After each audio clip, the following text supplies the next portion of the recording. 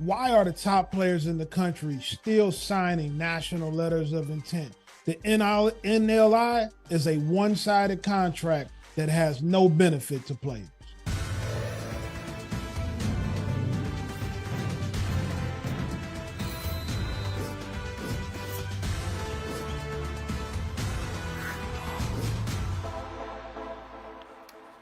Carl, you're right. I don't love that either, but I do love that all of you have decided to join us here on the College Football Today. A nice little Wednesday edition. We led, as we always do, with why Carl's mad, so I want to dig into that a little bit more. You talk about the one-sided contract. Perfect time to bring that up as we continue to monitor the Jaden Rashada situation. We do have some updates today. He has officially filed to get out of his national letter of intent, but Carl, it's the one-sided binding contract, right? But how binding is it? Do we actually see these coaches and these administrations keep these players around and somewhat hold them hostage? Well, we have in the past quite a bit. Jaden Rashada is actually very lucky that they let him go so freely from his national letter of intent. But it is a situation that, as a player, once you sign that, it locks you into the school. You sign a scholarship, 2 days later the coach leaves and takes a job. Your position coach leaves and takes another job. The guy that's been recruiting you. It's not always just about the head coach. Sometimes it's about the position coach and coordinator as well. And so you shouldn't sign that if you're a top tier player. You should only sign the financial aid agreement. So what should they do then? You've got to have some sort of commitment to get to the school, right? You commit to the school, and the school will provide you with a financial aid agreement, and that covers your scholarship money. But if a coach leaves, if something happens, if somebody backs out of an NIL deal or some kind of promise that you feel like is something that you can't get past, then you're not locked in with the national letter of intent. I have a feeling whether he intended to be this way or not, Jaden Rashada will be a trailblazer when it comes to this conversation. We'll see what changes there. But before we get rolling, let's get you caught up with what's happening in college football today. The transfer portal window officially closes, so we'll dig into that deeper throughout the show. We'll even welcome on Brendan Sonnone from our Noles 247 site to chat about the #1 portal class, Florida State. Also happening today, our own Brandon Marcello is reporting that Arkansas offensive coordinator Kendall Briles is expected to take the same position at TCU. So Briles going from the Hogs to the Frogs. Finally, Matt Weiss, the Michigan offensive coordinator, has been placed on administrative leave amid an investigation for computer access crimes. Now, this happened in late December, around the same time as the early signing period, but he has not been involved with the team or recruiting activities since that suspension began. We're still hoping to learn some more details, but let's bring Carl Reed back into the conversation and welcome in our friend, Chris Hummer, our portal expert. We'll be using you a lot today for that. But first, Carl, what do you make of this story out of Ann Arbor? Well, I think first off, before anybody can make any assertions in terms of what should happen with Coach Weiss, we do need all the information and details. We live in a society that as soon as we see headlines, we dive in and we jump on top of people and we want to cancel them right away. I do hope that he gets an investigation and that if he's exonerated, then we treat him like a guy who should have been exonerated. But let's just not rush to judgment here. But I also think that when we're talking about coaches, we also have to be kind when players are in similar issues, because we seem to be a lot more lenient with coaches than we are with players when players have issues like this. Yeah, still working to learn some more details about this situation. And Chris, you're in Texas. You're well aware of the Briles name and all that comes with it. TCU fans also familiar, many unhappy about this news today. What do you think of the hire? Yeah, Brandon reported earlier it's done. I can confirm it's done as well. TCU will hire Kendall Briles as its next offensive coordinator. I think given the circumstances, if you just consider on-field stuff, it's a very strong hire. It's difficult to replace a Broyles Award winner like Garrett Riley. But in Kendall Briles, they are bringing in one of the most respected offensive minds in college football. He's had back-to-back top 25 offenses at Arkansas. Not an easy place to play in the SEC. You often have less talent than everybody you're facing week to week. Kendall Briles, since he's left Baylor, has made every offensive stop he's made better, including Florida State when he was there for a brief amount of time. So I think it's a strong hire, and anybody questioning the off-field stuff should probably remember Kaz Kazadia as already TCU strength and conditioning coach. He has his hand in every part of that program like he did at Baylor when they were both there together. So this is something Sonny Dykes has already dealt with in his tenure. All right, guys, I'm done talking about coaches. I want this show to be about the players. We have to give you the news, of course, but today is all about the transfer portal window closing, which means there's guys coming in at the deadline. There's guys who have already arrived at their destinations, but I want to hear from somebody that our own friend Carl Reed spoke to earlier this week, and that's Walter Rouse. He is transferring an offensive tackle from Stanford to the Sooners. Let's hear what went into his decision. Going into the transfer portal was not an idea that I had been thinking about a lot, especially at the beginning of the year, even at the end of the season. At the beginning of the year, I was planning on declaring for the draft, and that was that. Nothing was going to stop me from doing that. But unfortunately, in the third game of the season, I got hurt. I tore my labrum on my right shoulder. And I could still enter the draft, and I was talking with some agents, and what I heard from different scouts, and that I was on a good trajectory. As long as I played well, then I could still do the pre-draft process, and I wouldn't have to get surgery, and I could do that with whatever team I was with. But as the year went on, and things didn't go my way, and I got injured again on the same shoulder. Doctors told me, okay, you need to get surgery right away, and I didn't think it was smart to go into the pre-draft process with, a surgery where I'll, be recovering 4 to 6 months. So, no no all-star game, combine, or pro day, none of that. And I didn't think it was smart. I didn't have a good enough year, at least for myself, to go into the draft. And people said I was a day 3 guy or undrafted. And I feel like at my best, I'm better than a day 3 and undrafted guy. So I made the decision at first to come back to Stanford. Then in terms of going into the portal, I talked with my family, and we decided that it's best to explore all the options I had available to me. And going to the portal was one of those options. And when I went into the portal, I had no intention. At first, I had no intention of, okay, I'm going to leave Stanford and go somewhere else. But I just wanted to explore my options. I visited some schools, talked with coaches, and as the weeks went on and whatnot, I realized that, the past couple of years, I felt like at Stanford, I hadn't played my best, and I wanted to go somewhere where I could really develop and become an elite offensive tackle that I know I can be. Really push myself going on both on and off the field, in the weight room, on the field, and in games. And that's when I made a decision to visit those 3 schools and then choose my school where I'm at now, Oklahoma. And I really feel like that I'm at a place now where I can truly be pushed. I can go into this next season at the best I've ever been, and then go into the NFL draft as a good prospect. And right now this is a 1-year business decision. I'm coming from Stanford. I know people might say, what happened to your degree? What's going on there? I still plan on going back to Stanford to finish my degree, and I won't graduate from Oklahoma. I'm going here for football, to get to the next level. And to be the best player that I can be. All right, you can check out that full conversation on OUinsider.com. I got to ask Chris about this because he talks to so many transfers about what goes into their decision. And as you hear here, this is one player, and there's so many factors that he talked about between academics, between making it to the next level, coaching, development. There's so many things that go into it. Chris, is this a common thing that you hear, is it's not just one factor when you go into making this, really life-changing decision? Absolutely. I think people tend to simplify things in general because it's easier to grasp onto and it's easier to understand. But these are lifetime decisions for these players. A lot of cases, this is the place they're going to end up graduating from if they transfer. A lot of cases, they're leaving their friends and their family that they made at the prior school, or family that's close to home, to go somewhere else.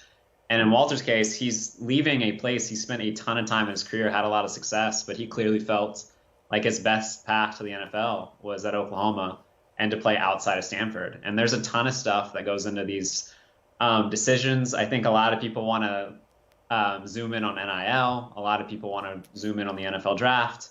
Very few people want to zoom in on academics, but it's always a combination of a lot of factors. And especially in a sport where things change so quickly, coaches change places, players changed places. A lot happened. So there's a ton for these guys to consider. And I think that was a really good snapshot of everything that goes into the decision for a player. When you think about the decision that a guy like Walter Rouse has to make, you're leaving a Stanford education behind. That's first and foremost. But you have to consider David Shaw also at Stanford leaving the program. Now, nextly, when you look at the schools he looked at, Oklahoma, Iowa, Nebraska, Kirk Ferentz, Matt Rule, they have a history of developing NFL caliber offensive linemen, which is what he was looking for. Then you look at Bill Bedenbaugh, the offensive line coach at Oklahoma, who's a similar guy who has put a bunch of guys in the league. So his decision-making is right on track with what he said it was going to be in terms of looking at the situation that best prepared him for the NFL. Now, we're having a nuanced discussion about this, but oftentimes fans will just look at players and say, they're a quitter, or they're not loyal, or why are they leaving, or what's wrong with my team because they're leaving it. But, Carl, does it matter? Does it have to be is it for us to decide if it's a good decision or a bad decision? I mean, there are no contracts involved here, so shouldn't they just be able to do whatever they want? People always have an opinion about other people's decisions, but no, actually, it's nobody's business. And I understand because the casual football fan loves their football team, but the player is looking out for what he feels like is the best thing for his future. And that's going to always end up being the case. Now, Chris, if that is the case, though. I was laughing because there are definitely contracts involved in this area of college athletics. Okay. Yeah, tell us about that. As the Jaden Rashada situation would show. But I agree with Carl. Like, I think it is our business. Like, college football at the end of the day is a sport, and like fans are interested. But I don't think any fan should call out a player without understanding the facts and the situation a player's in. Everybody's different. Everybody has personal situations that affect things. Everybody has different priorities about what's important to them. So I would have a very difficult time calling out a player for deciding to leave a place when you do not have all that information. And I hope fans are cautious about that before they fire off 240 characters on Twitter. Yeah, are you crazy? The fans are never going to be. Yeah, fan is short for fanatic. Cautious. So they're never going to be. They're never going to be cautious. They're going to bully the player. They're going to harass him. They're going to tweet at him. They're going to tweet at his mom, at his dad. It's a total devastation when a great player leaves a fan base. They don't even want the backup kids to leave. So we definitely, the fans, they bring life to college football, though. It's one of the things that makes our sport so great, and it's one of the reasons we can have a show like this when it's not even in season. Well, fans should remember that other players see the way they treat players. Future recruits see the way you treat players on Twitter. And for some guys, that will matter in their decisions. So you're allowed to be as passionate as you want, but I think when it delves into personal attack, it's where it goes a little too far. Yeah, I'm going to steer us back on the ship of the transfer portal because obviously, yes, fan is short for fanatic, as I said, so they will react however they choose to react. But ultimately, I mean, devil's advocate, when you're building a roster and we see these rosters that are heavily built on transfer portal players, you look at it, it's essentially a group of, you know, if you're a transfer, this has a negative connotation, but essentially you're making a selfish decision, right? You're making a decision for yourself. What's best for you, what's best for the player. So if you build a roster based on these players who are looking out for themselves, which absolutely we just established you should look out what's best for you. Carl, is it difficult to build a culture and a squad that is really all about the team if you bring in a handful of guys that committed elsewhere? Only for guys that aren't great at building culture. I think that a lot of these coaches, they have decided to do what's best for them in terms of recruiting. Do you recruit high school kids? Do you recruit transfer portal kids? I know that you better recruit the best dang on football players that you can find. There are a lot of guys that people get out of the transfer portal that they weren't able to get out of high school because guys are looking at a different set of options or they have a different set of values as high school recruits than they do as transfer portal recruits. So I think the formula has to be no matter what school you are. If you can get the best high school players in the country, go for it. But if you can't and you got great transfer portal guys you can get, then go for that. There's no right or wrong way. But the only thing that matters is can you get everybody in the building moving in the same direction? Absolutely, guys. Let's talk about some of the biggest additions in the portal this cycle. There are over 2,000, is that correct, Chris? Players that are that entered the portal during this window. About 2,000. I mean, that is a lot of players, so it's a difficult thing for me to ask you, but I'm going to do it anyway. Is there a guy that stands out to you that maybe is the biggest storyline of this year's transfer portal? I think it has to be Sam Hartman to Notre Dame. He is the ACC all-time touchdown leader and passes thrown. He has been one of the best quarterbacks in college football for a couple of years. And in years past, he would be in the NFL draft right now. But in the era we are of college football with extended eligibility and name, image, and likeness, Sam Hartman got to stay in college football, and now he's going to be quarterbacking Notre Dame, arguably the most prestigious brand in the sport. And he is a huge upgrade for Notre Dame at quarterback. I think he is the key to any contention Notre Dame might dream of next season. Notre Dame was one of the worst teams at stretching the ball deep this year with Drew Pine as the starting quarterback.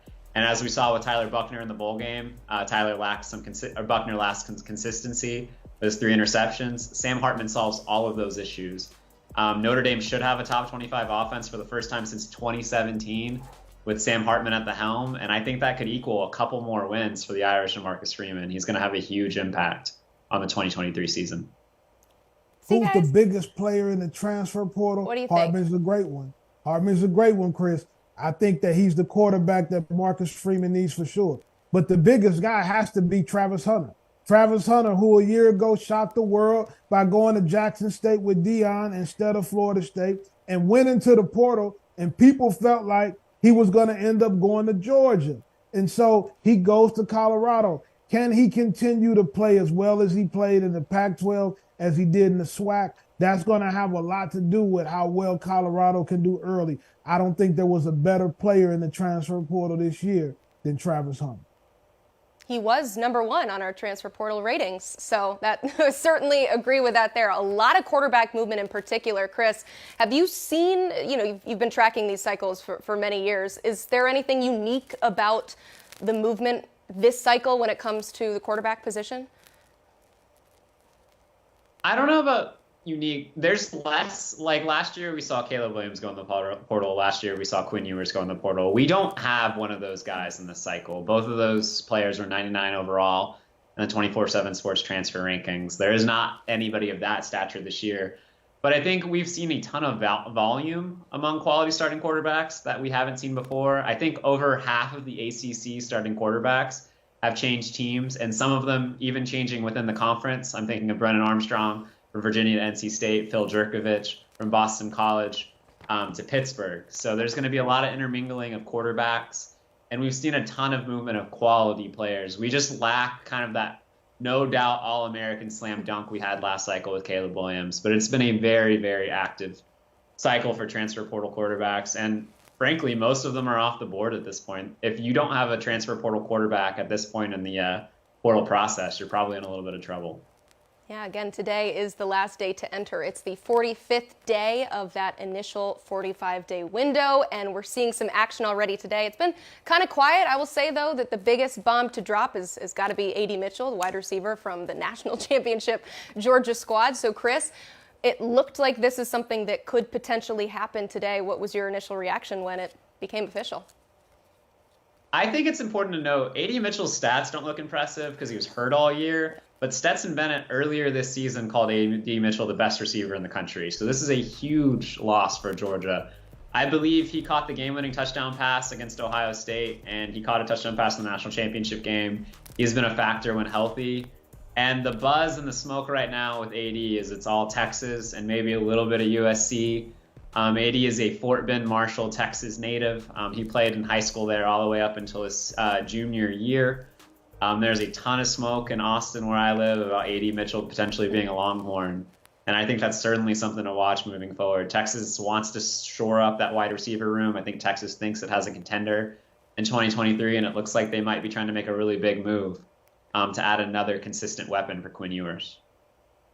I would say that A.D. Mitchell was a huge loss for Georgia. However, they did get Dominic Lovett from the University of Missouri in the transfer portal, East St. Louis native, and he was a top 5 receiver this year in the SEC can stretch the field, has great body control. I think he slides right into that position, and the Georgia machine continues to roll.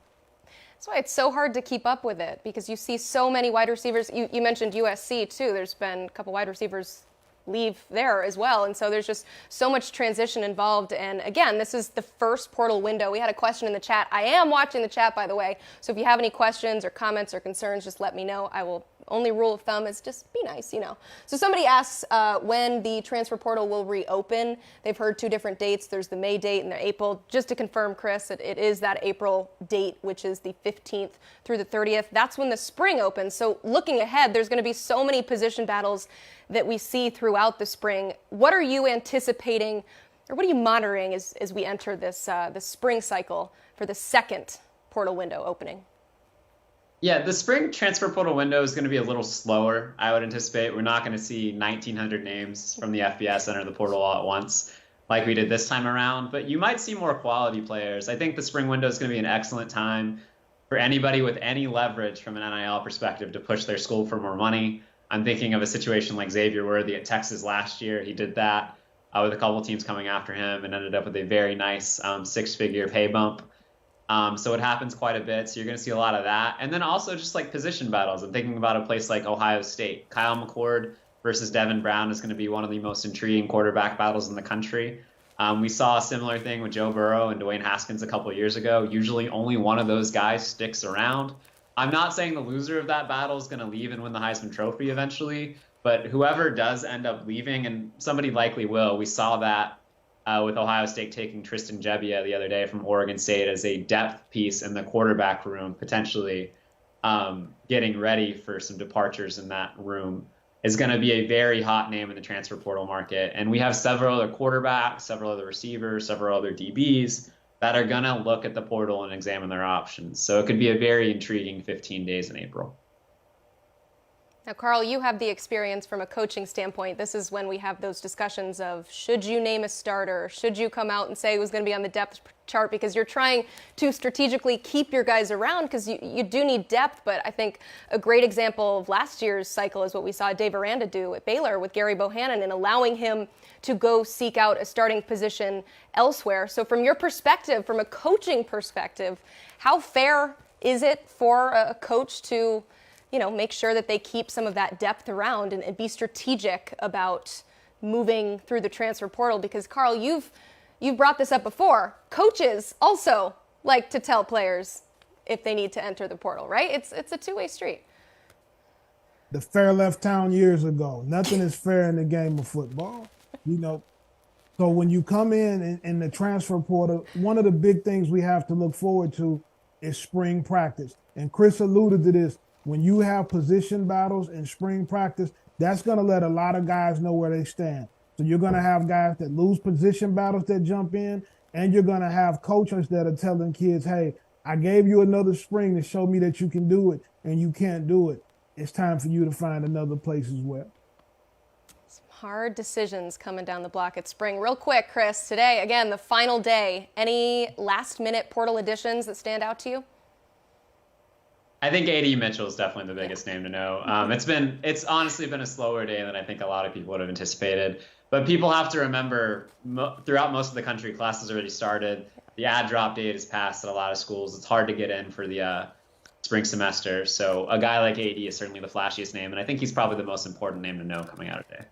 Yeah, and this was the first year, too, of the portal window. So overall, what are your thoughts about how that operated this year? Any adjustments you think need to be made? I mean, I would like more sleep next year, hopefully, but I don't know if that's going to happen. It's a very condensed process. I think everybody would tell you that in the coaching and player personnel space. It's very difficult for schools to deal with everything happening at once. You've got recruiting, you've got bowl prep, you've got transfers coming in for visits. So if possible, it'd be nice to stretch that out. But just talking to people around the country, there's not really a way to do that. If you open the window sooner, you have a problem with players essentially quitting on their season, enter the portal ahead of time. You can't go any later because obviously there's not a lot of time before the early signing period anyway. A common thing I hear from coaches is maybe get rid of the early signing period, put a signing window in July for high school players, and then push everything back to National Signing Day. the rest of the way. It would alleviate some of the stress, both on players to make a decision quickly and for coaches. But at the end of the day, like if you're a transfer, you want to be a mid-year, you have to be enrolled by January. So it's always going to be a pretty rushed process. All right, well, I can think of one coach who is not upset at all about this year's transfer portal cycle, and that has got to be Mike Norvell at Florida State. For a little bit more perspective on what's going on with the Seminoles, let's welcome in our friend Brendan Sonnone from Noles 247. I mentioned Mike Norvell. I mean, he goes from hot seat to the hot transfer portal destination. What changed, Brendan? It's kind of a self-fulfilling prophecy that Mike Norvell and Florida State have had the last few years. This was originally like a necessity for FSU as it was doing a rebuild with Mike Norvell and had the disastrous 2020 season. You want to get some experience, start turning the roster over a little bit. And then you start having success with your transfers. Jermaine Johnson comes to mind as probably the best example for Florida State, who went from being a rotational player at Georgia to being a first-round draft pick and an all-ACC performer at Florida State. So then all of a sudden you're able to start attracting a slightly better brand of transfer. Those guys perform well. Jared Verse this year, Trey Benson, Johnny Wilson. And then again, it leads to even more traction in the transfer portal where you're getting a higher caliber of players. So just one thing that kind of keeps expounding on itself a little bit, keeps adding. This wasn't originally the plan for Mike Norvell. I don't think he wanted to get 10 plus players every year in the portal, but that's what's happened, and it's worked really well for him to date. I think Florida State, I mean, personally, it's a fascinating thing to watch because we've seen schools have success in the portal and contend. We saw that with TCU this year. But this is the first time, really, we've ever seen a contender, or at least a potential contender, be built through portal gains. As Brendan said, it used to be a tool of survival for Florida State. Mike Norvell needed this to advance his program and to stay on his feet at a place that had churned through coaches pretty quickly a couple of years before.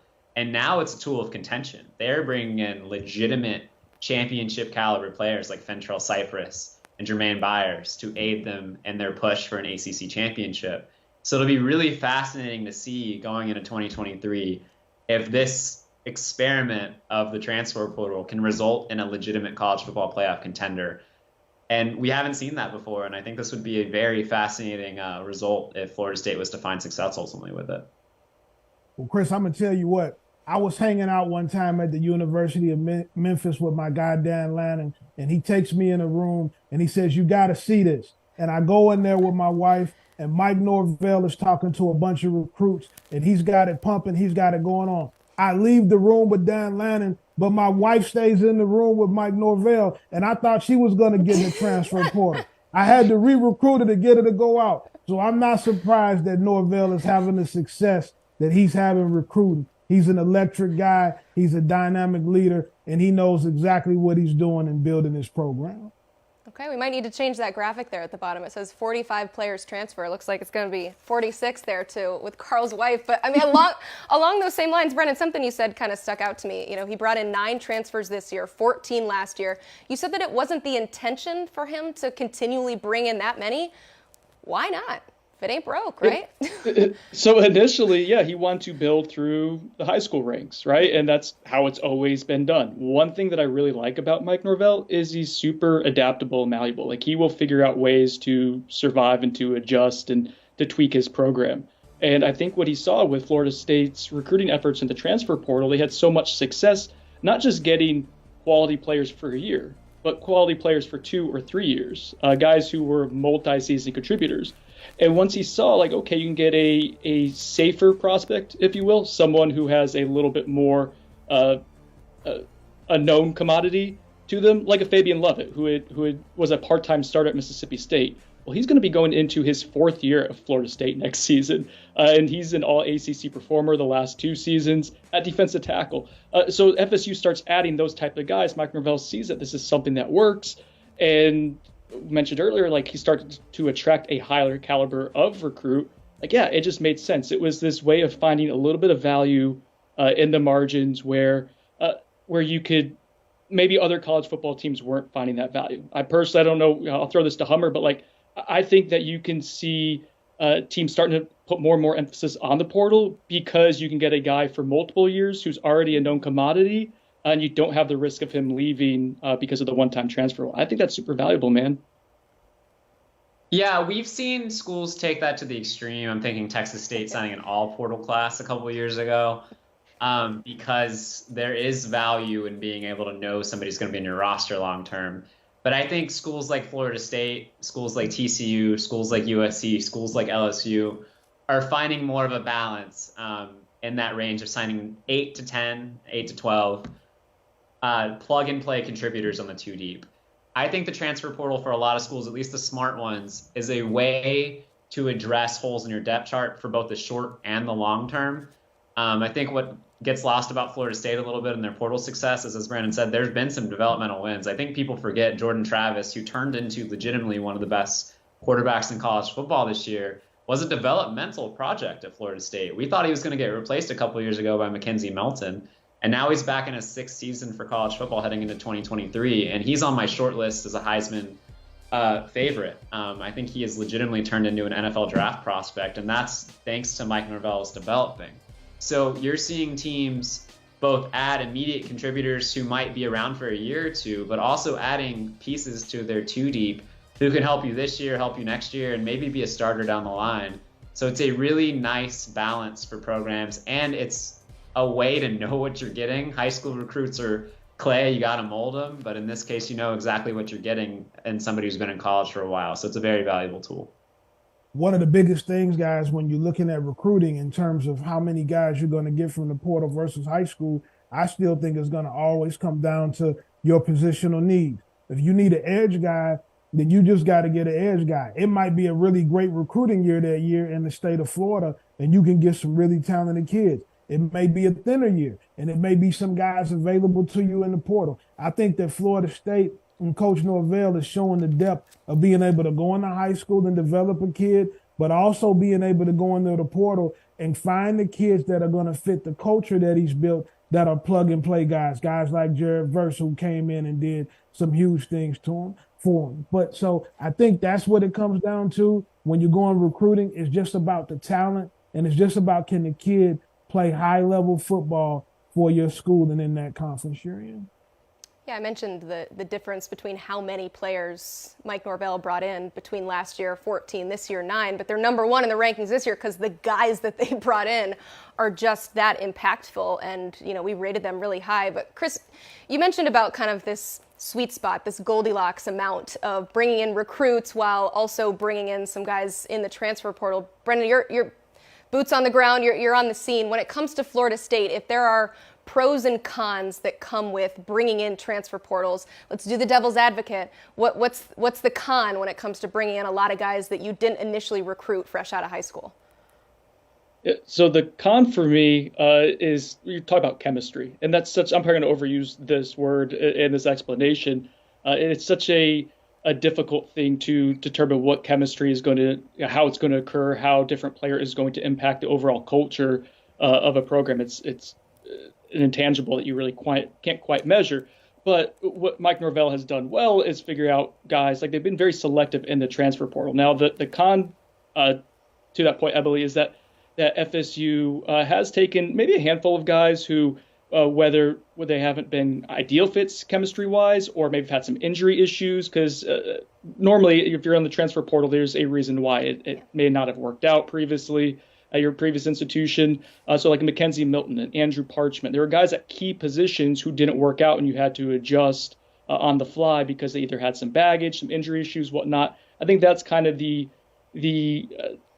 negative side of the transfer portal is you take someone in for a year, you don't quite know what you're going to get with them, and you're expecting them to help out a ton. If you miss, then you're kind of you're floating for a little bit. You're trying to tread water, and that could be problematic, obviously. It's a risk.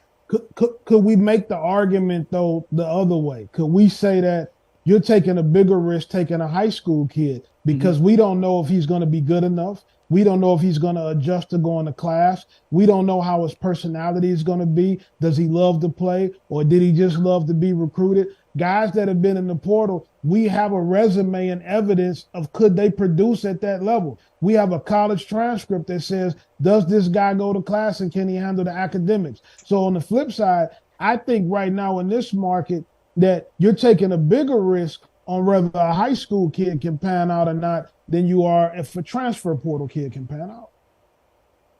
I think when you talk about a cultural standpoint and potentially affecting a locker room, this is where college teams that do a really good job of advanced scouting separate themselves. That is a thing that gets lost in this process. Everybody, I think, just thinks people show up in the portal, colleges get excited, and they send out those offers. A lot of these schools have departments set up to pre-scout potential transfer portal players for weeks, if not months in advance. And part of that is doing a character background check, because the process is so condensed that you really only have 2.5 weeks to recruit and get to know somebody. So you have to know ahead of time if that player is a character fit for your locker room. And I think the teams that have found success in the portal have both, yes, they found impact players that can play immediately and help, but they've also found people who aren't going to severely affect the locker room culture. And that isn't the case everywhere. Texas, for example, took 2 former Alabama players this offseason who clearly did not work out from a cultural perspective and did not help them much this year. So you have to get those things right still from an off-field perspective if you want to have a cohesive locker room, especially if you're going to go portal heavy. And teams like TCU, Florida State, UCLA have done a really nice job of that.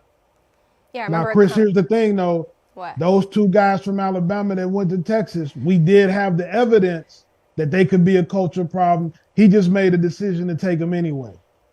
Yeah, I mean, that's the calculus you have to make, and if you make it wrong, it can really affect your locker room, and I think it did.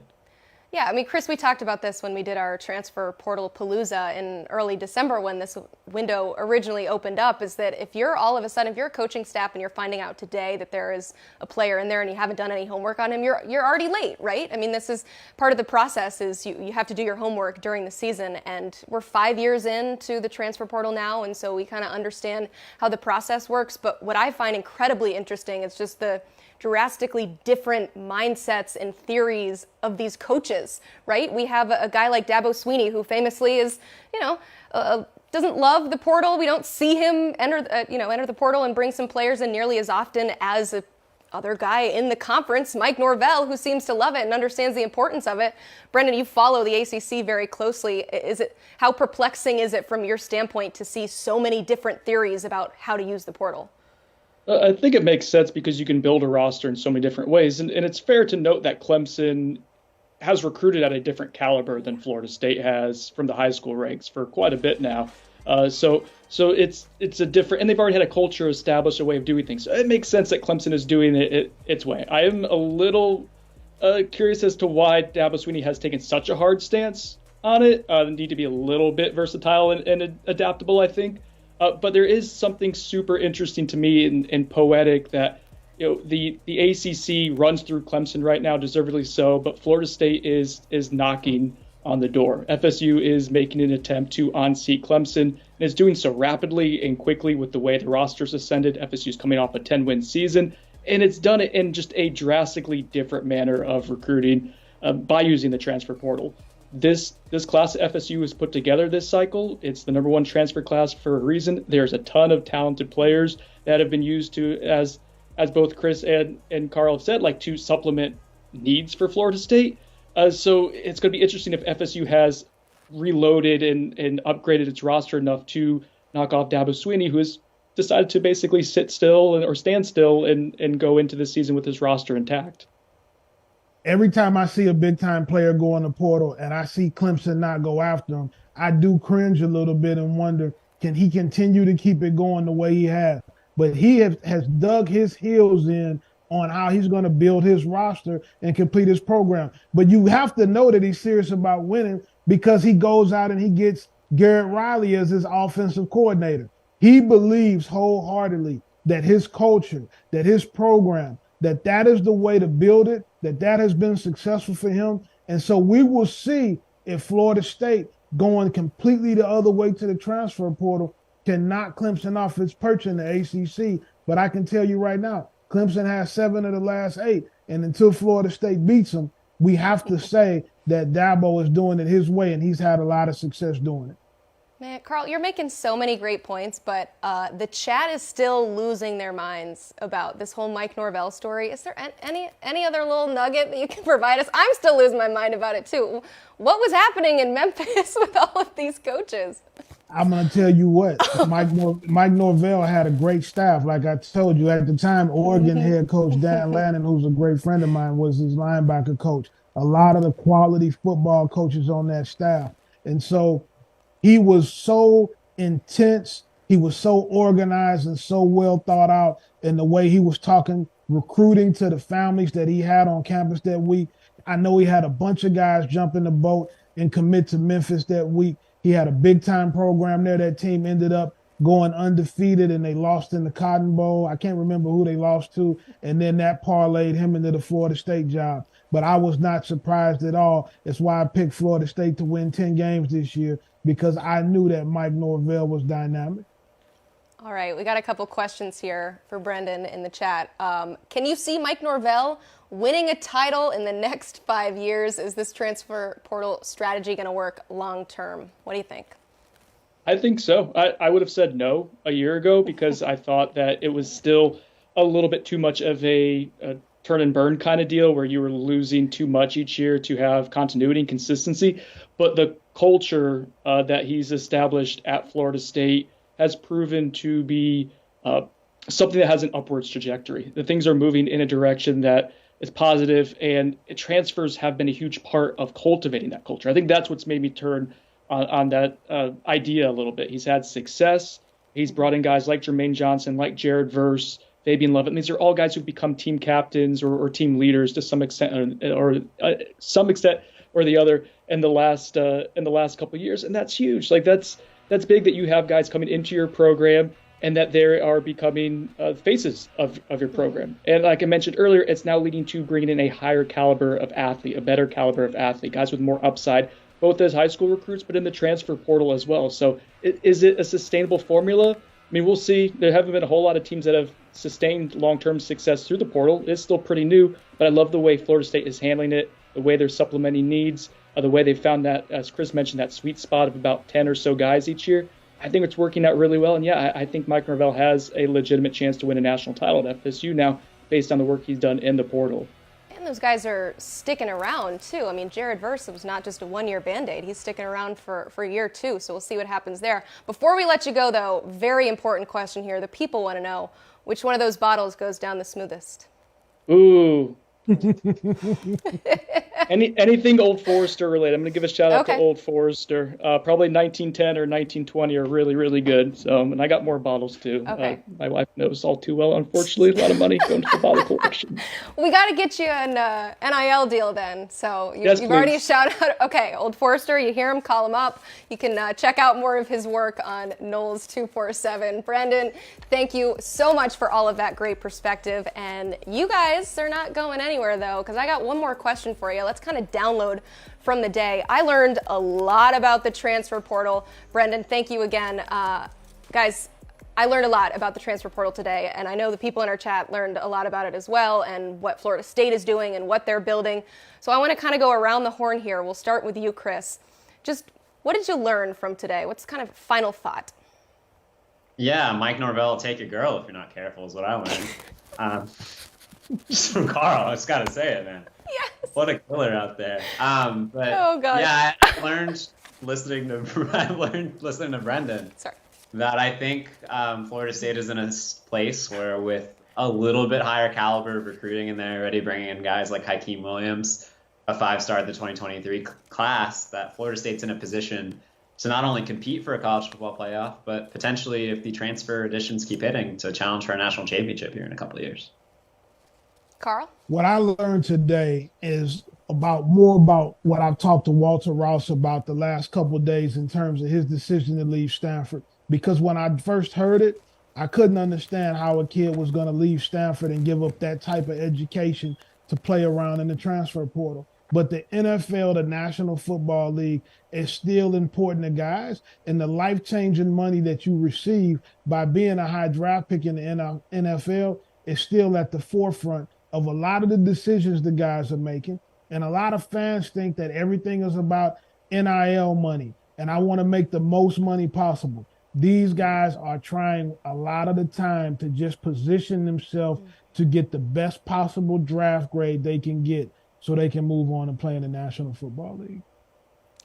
I learned that there's no one way to skin a cat, whether it is how you're building your roster, whether that's how you decide if you want to enter the transfer portal. There are so many different reasons for things. There's so many different philosophies. I also think although we're 5 years into this transfer portal world, there's a lot that's going to change. We've already had new rules implemented like a couple of days ago about, transferring for the second time. And so this is a fluid situation. I think we should all open our ears, open our minds, and learn a little bit more about it. But do not put anything into a box because every situation is different. But the one situation that is not different is that you guys are awesome, and I appreciate you so much for jumping on the show today. Chris, thanks for stepping in as a guest host. Carl, thank you as always for all of your great intel.